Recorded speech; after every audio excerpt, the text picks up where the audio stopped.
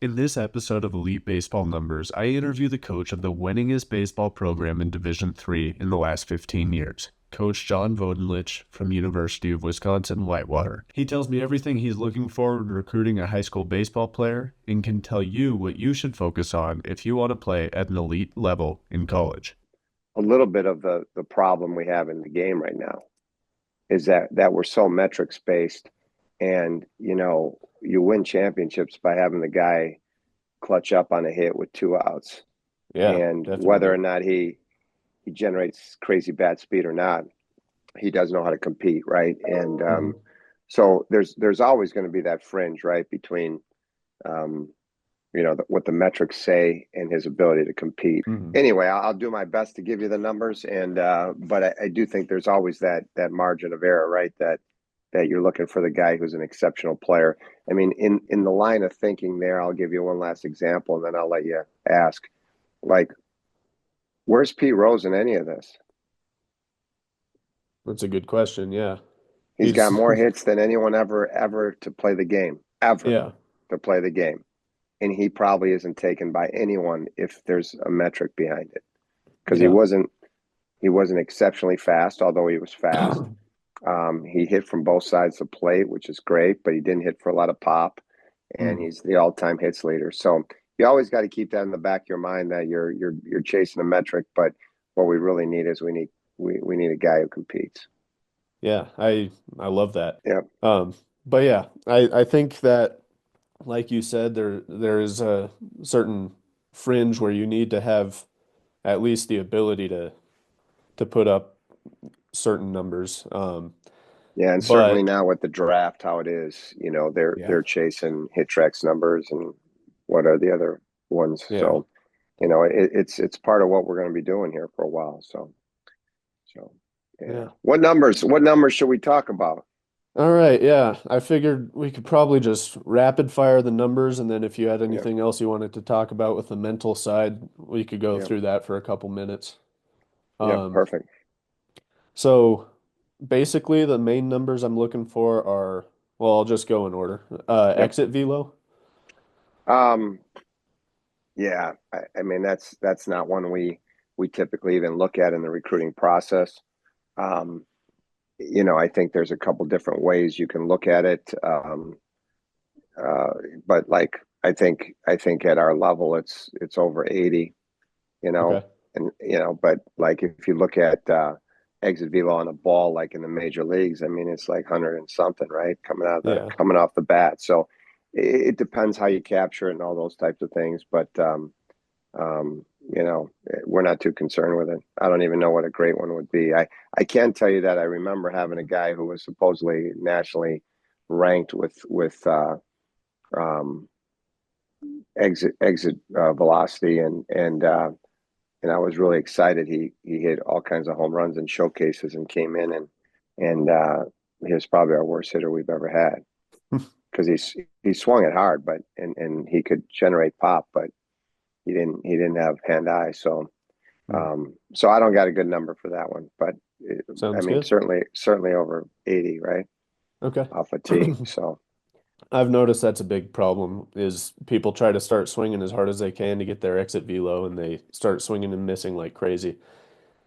yeah, and I think you got to look at I haven't dug into this a lot, but I think how you're capturing it matters as well. Like if it's in a Mhm. game, the trampoline effect certainly has something to do with it. If you're turning around at 92 mile an hour, I think your exit speed on the ball is going to be quite a bit more. So Yeah. I think that's why it needs to be a consistent capture, right? I think a lot of people are doing it off tees, which is fine. hmm You know. Yeah, that's probably the main one that I'll be asking for with coaches is just off a Yeah, tee, see what they're doing.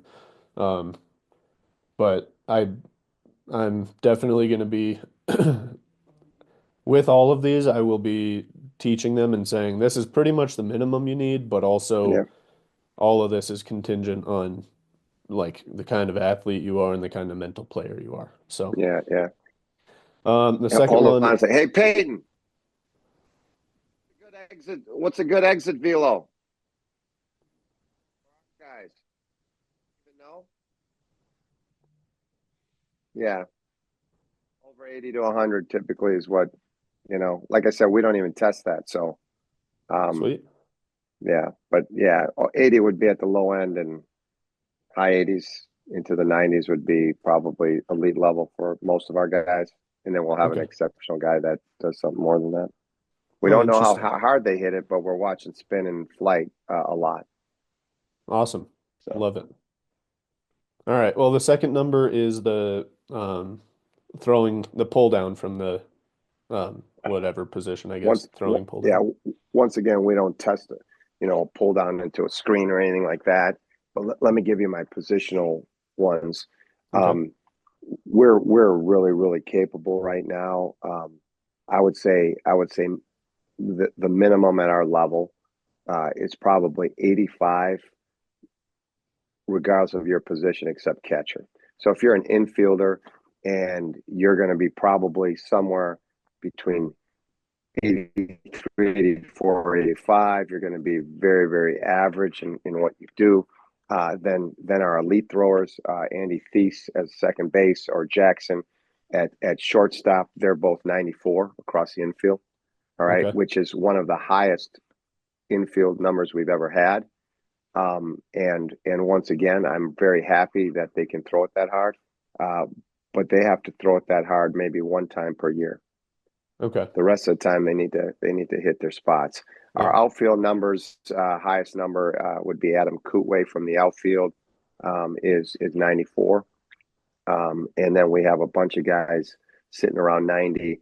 But our best and most effective thrower, because of his quick release, is 80, 88, which is a guy Okay. named Matt Skoll, and the guy I mentioned to you before. He Hmm. puts the ball on the money every time, gets rid of it quickly, has good ball flight, never short hops the lead base. So once again, I would say, and then our catchers are probably 73 to 75 to start. When they get up to the 78 to 80, uh, they become our better throwers. Okay. Great. Okay, so that's not necessarily pulling it down with a 52 step pull Yeah. down. We're expecting them to use the footwork they would use in the game, and Good. then we're marking the velos. So I Awesome. would say if you're at our level, are throwing from the outfield above 85 as a freshman, you're probably a very, very standard average guy for us. And by the time you're leaving here, you're probably pushing high 80s or 90s in the outfield. Same thing is true probably in the infield, with catchers being probably high 70s into the 80s if they're an elite thrower. Okay. And your team is a consistently elite team in the Division Three, right? Yeah, I'd like to think that, Mhm. 405 teams at our level, and I think we're in the top 20 most of the times. I think since 2010, I think we're the winningest program in all of D3, Okay. which is That's, which is a 14-year window. yeah. So, Congratulations on that. yeah, no, That's it's good. awesome. It's good. Still doesn't win you all the games you want, so you still got to win games. Well, Oh what yeah. else? And what do you got? Runtime or Yeah, 60 time yeah, and home to first time. 60 times still 70. Okay. Excuse me, 770 is probably a starting point. I would say it's a little bit position contingent. The big guys are probably starting at a 7.2, 7.3, and the speed guys are probably down to about 6.8, but the average guy is about a 7. Our elite runners would get down to a 6.5 or 6.6. We might have one of them or two of them in a year. Our center fielder runs a 6.5 right now. He's really exceptional. But I would say we're looking for the guys to run somewhere around 7 flat as a starting point. As a we're not going to cross them off the list. When you start getting 7.38, 7.4, 7.5, then you better be able to stick it, because Okay. there's not too many places we would use it. Now there's plenty of guys that are playing at our level that maybe run a 7.5 but really can hit, right, and Mhm. they're doing okay. So that would be it. And then you know uh 7.2, or excuse me, a 4.2. 4.2 is a pretty standard run to first base. and then if you're breaking the 4 second mark, then you're running pretty good at our Awesome. level. All So right. yeah. And then do you look at any, um, like when you're recruiting somebody, do you look at their high school batting average? If you're getting any value from this episode, please don't forget to like and subscribe, and it will help you to stay up to date on the newest episodes with coaches across the country. God bless you. Stay steadfast. Now back to the show. Um, yes, yes. Okay. But as you know, there's so much that you can. There's like who you facing, where you Yeah. at, all of that. That stuff helps. I do think that that gives you a little bit of an idea of their competitiveness. Hmm. And high numbers are high numbers, and that's only a benefit. It's never going to hurt you. So, if you see the rest of the stuff and it looks okay, then it's sometimes pretty cool to hear how you did statistically. But no, that's not a huge deal. I do Okay. know if you can't hit in high school at a high average, you're not going to hit in college at a high average. Yeah. So I mean, it may not be it may not be if you're only able to hit 300 in high school, I don't care where you're hitting 300. For you to think you're going to be able to compete at any college anywhere is pretty tough. Now Hmm. there's a lot of small schools where the guy's hitting 600 or 700. That doesn't, that also doesn't mean much. But I think if you're not competing as one of the best hitters at your high school level and putting up pretty big numbers, Hmm. it's hard for me to think you're gonna be an elite hitter. You might have other things. Maybe you can run and throw, but Yeah. if you're calling me and saying you got a 280 high school batting average, that's not impressive. But we don't use it as a way of you know singling someone out either. Okay. Yeah, And then similar to that, do you look at the like what kind of power numbers they're putting up, or is that just the same kind of idea? yeah, yeah. I think you kind of look at all of it, and then you kind of look at what you're really trying to chase is you're trying to chase potential upside, right? I mean, Hmm. so if the guy has all the numbers you're talking about, and he has feel, and he has a good high school career, well then I don't get him, Okay. right? So you're looking at a guy like Hmm. who who is stringy, who has some levers. Um, he's not totally clean with his defense. Runs okay, but doesn't run great. Comes from a great background with a baseball family. He's had some success, and you look at that and you're like, okay, well, if we clean him up and he blossoms, he's going to be better than our level, right? He's going to be an exceptional player at our level. So we're really trying to find, that diamond in the rough. And sometimes it's a guy physically that's behind, and Hmm. sometimes it's a guy that is a three-sport athlete and is behind. Sometimes it's an injury that has kept him behind. So I mean that's something that we're really always chasing um, because if he's, I hate getting a call saying, "Hey, I got a D3 guy," and you ask him what a D3 guy, and it's a 5'7" guy who's 145 pounds who hits 300 in high school, and he feels well that win championships with that guy, Hmm. right? So you're looking for the guy that brings more to the table. You just got to figure out how to get it out of them. Awesome. So that, I don't know if that gives you a little bit more vision on what we're trying to do. Yeah. Well, you Yeah. you mentioned there like 5'7", 145 pounds. Is there a specific height and weight that you are looking for? Yeah, I mean, like if you're sub 150, college is going to be a tough game for you. I think, Hmm. regardless of your height. Um, even if you're a late bloomer, that just tells me your frame probably isn't there. I mean, even a guy who's skinny as a rail is going to carry 150, right? So Hmm. I think anything below 150 is a tough sell. From a height standpoint, if you're just looking at height, obviously, I think 5'11" for us is probably you know, the teeter. but it matters a lot on position, right? So Hmm. you can live with a 5'10" middle infielder that can really pick it and move, um, but he might not have the stick, or maybe he does have the stick. He doesn't profile for like a power hitter, but a corner guy might have to have a little bit more length to him. So those guys on the corners, we love to have them over 6'2", 6 foot or better. Hmm. Same thing with the outfield. But what we're seeing a lot is, like, for our guys, once again, if let's take two shortstops. If you're 5'9" and you throw 88 across the infield, and then you're 6'2" and you throw 88 across the infield, the 6'2" guy is going to a big place, and we're getting the 5'9" guy only based on that. Okay. Okay. Now that doesn't mean that the 5'9" guy can't win more. Hmm. So there is that, and you know, I think the big time places are dealing with that a little bit more, right? I mean, like a Vanderbilt and LSU.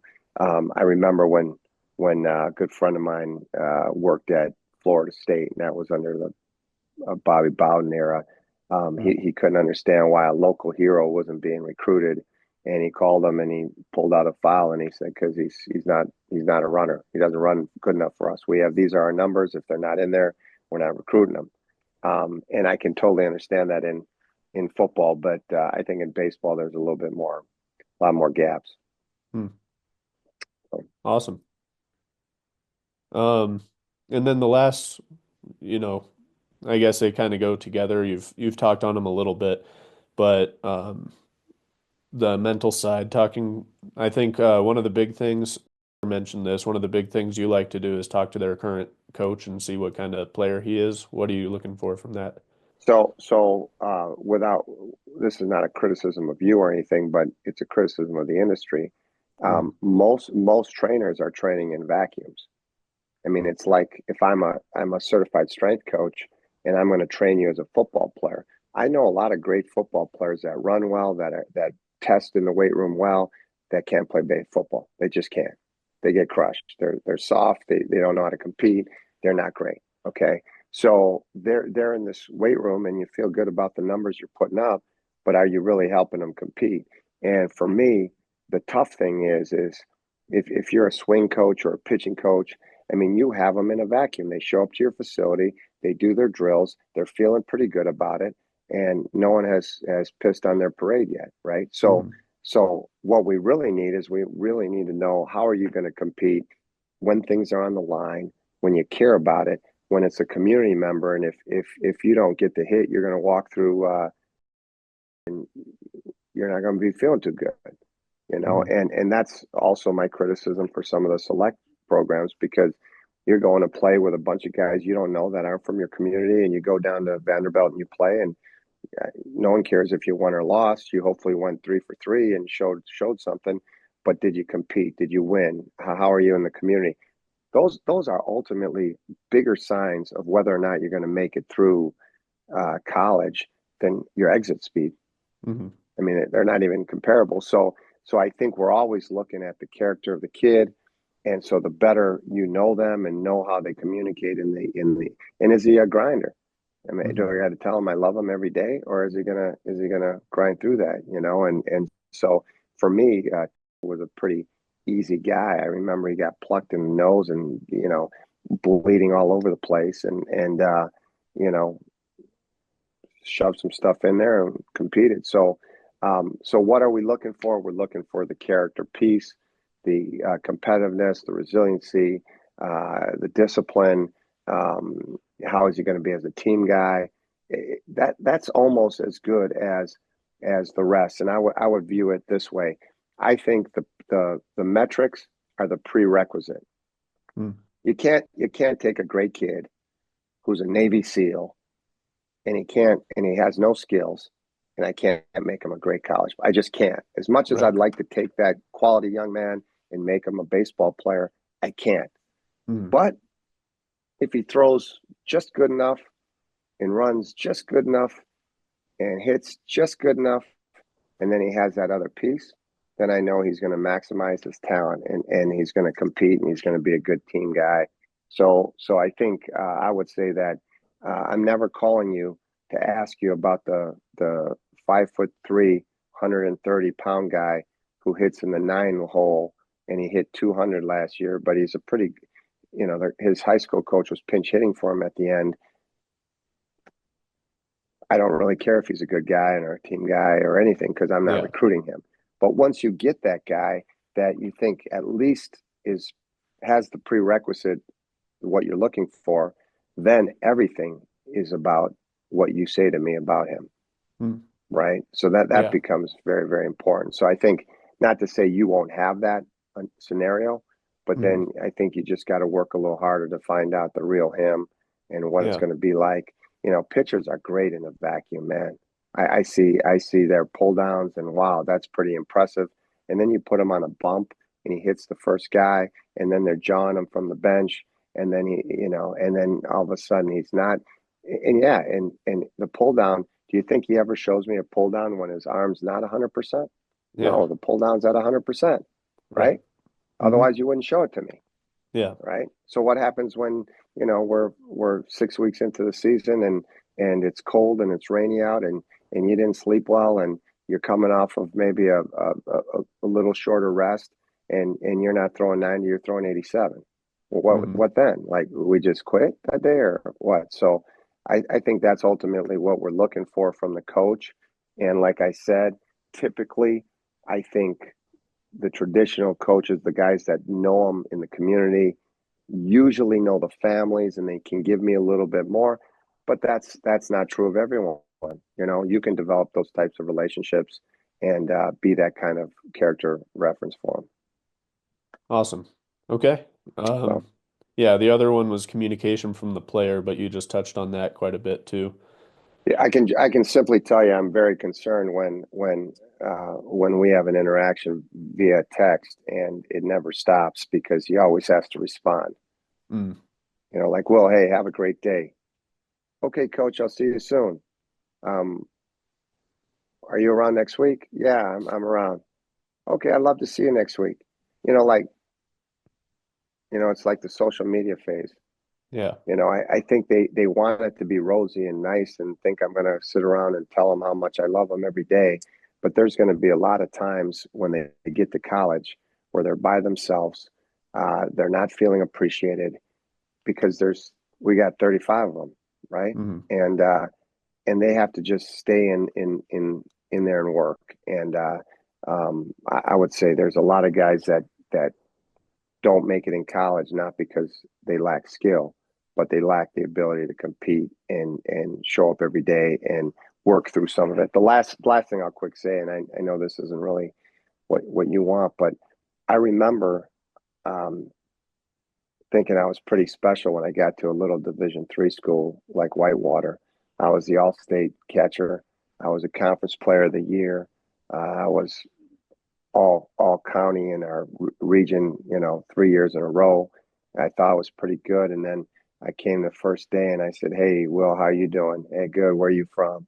"I'm from Colorado." "Oh, okay. Hey, how'd your team do?" "Well, I don't know. I was all-state player, and I hit in the 3 hole, and I was a three-time all county pick." And "Oh, you were? Oh, okay. Yeah, I was too." "Wow, that's pretty good." And then you talk to the next guy, and the next guy was that guy too. Hmm. And that's the one that slapped them all in the face because, of course, they think college is just year 13. They were a senior in high school, that's year 12, and now year 13. They're the same Yeah. guy. That's just enough. And it's not. You get slapped back down like you're back in ninth grade. Yeah. So I think I That's would say that's the ability to handle that and prepare for that and understand it's okay. It might be a little tougher than you expected. Those yeah. are all okay things. You just got to stick and grind, Hmm. you Well, know. So that was one of the most important things my college coach said on the first day when we all showed up. We were having our first practice, and he said, "Hey, everybody here, you're thinking you're hot. Just remember, everybody on this team was the best player on their high school team." that's it, man. That's it. So, That's it. That's cool. Better put, better said. So yeah. yeah, just Well, one if of the there's guys any, now, right? you're just yeah, that's for sure. But I wish you the best, man. I hope that works out for you. Yeah, thank you. I'm really excited because I have a huge vision for this, and it's going to be a lot bigger in the future. And ultimately, I want to have it coaching all aspects of the game, including a big focus on the mental side of the game. Yep. I just am one person right now, so I got to focus on the one thing I am focused on Yep. before I can grow it. So I'm Right. really Right. excited to grow it, and I think it's gonna I think it's gonna change the game, but we just got to do it one step at a time. So Yeah. Yeah. Cool. Cool. Good luck with that, man. Let me know how else I can help. yeah, thank you very much, and yeah, thanks for hopping on this call. No worries, man. Have a good day, Will. Thank you. You too. All right. See you, bud. Bye bye. Yeah. Bye.